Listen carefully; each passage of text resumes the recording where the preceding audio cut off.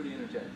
And while we really prided ourselves on trying to, play melodic and some blues elements and things, we're loud. Yeah. And Blake's is a tough place to be a really loud band. So we, that was one of the first places we ever played here, and there was maybe 6 people in there, and we were trying, everything we do turn down. When you have this guy on the drums, I mean, you gotta kind of meet that. So they put up with it, but we ended up passing out earplugs to the crowd because the room is so small and concrete, and like, we didn't bring our acoustic show. We keep a djembe and a, guitar and bass and the eco bus, and we can do a light show. We didn't have it, so we all became friends because we were trying to protect their ears a little bit, and then we did our show, so it worked out good. And we have a bit back. Yeah, David, that's a good We one. also went off show at Blake's one night only. That's right. There hasn't been anything too crazy up in here. We haven't come up here as much as we're looking forward to. I think this year we're going to get up here a few times. It's kind of all directions are pointing north now. We did a lot of running that I-35 run. Our bread and butter was Nebraska down to Texas. Plenty of Austin stories. All the gear's been stolen down there. We've had regular trials and tribulations that the band has. We had KC, the band caught on fire. We cooked ramen in the coffee pots. We've changed in the back of the van 500 times. The stuff that everybody's got to do if they want to try to live by the sword. So. We had another 2-hour parking night there last night. Yeah, we got down by the wharf because we built this.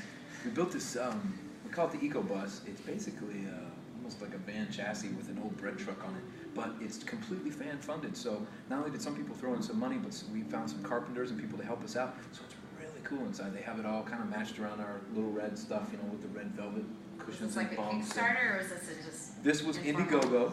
Okay. And we put it up at I think we put it up for 10 grand, and we got about 5,000, 6,000 through smaller donations, and then a private investor just kind of came out of the mist and closed the gap for us, which we're really grateful for. And then, of course, nothing's ever what your budget has. We've been throwing road money into it.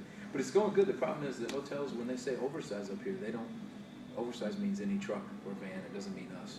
So you have to think of a lot of elements when you're trying to make something an eco-friendly vehicle. It's a different deal, and we're a little behind on. We're putting solar panels on the top too, because we all can't. We work out of there. I record in there sometime. I've written tunes in there. So we're going to absolutely try to get it to where all the computers and everything can at least run off of the sun too. So. And does it run on cooking oil or something? It's vegetable oil. So we're going to some days when we can line it up to meet with people on the road, we will be smelling like French fries. I don't know how rock and roll that is, but it'll be fun. So.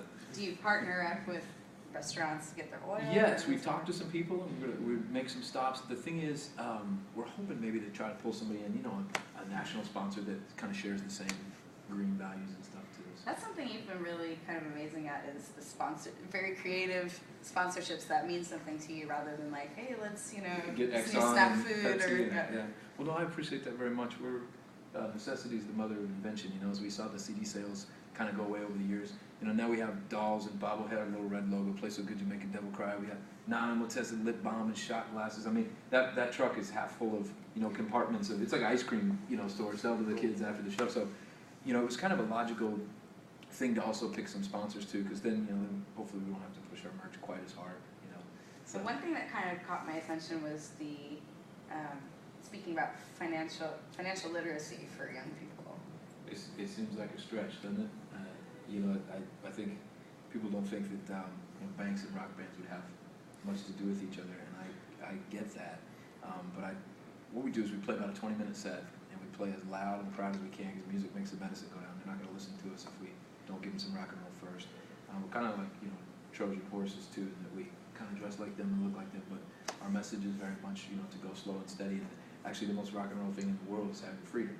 And so the idea is that it's really also about community too, that they're not going to be able to achieve the things that I think we all want to see happen in this world if they're beholden to debt and beholden to predatory lending and all this stuff. So while those things sound kind of cold, they get excited because we talk about other artists and people that have done, and it's really any job can really fit into that mold of slow and steady. But we'd really knock ourselves down a notch too, and a lot of the athletes, you look at these careers that go like this, and they're just all over the place. We show them a lot of statistics of people that everybody thinks they have it made, and I think it was 7 out of 10 of the NBA stars within 5 years of bankrupt. It was 60-some% NFL.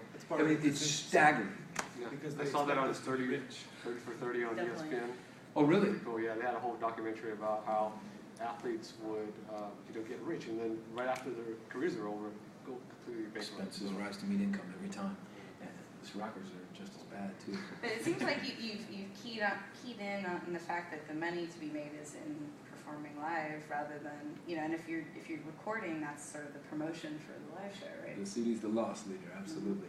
We've been really fortunate that, I tell people my first movie was Flash Gordon and then my first concert was Kiss, so I've had this weird path of like, I want to play rock and I want to do a really nice soundtrack.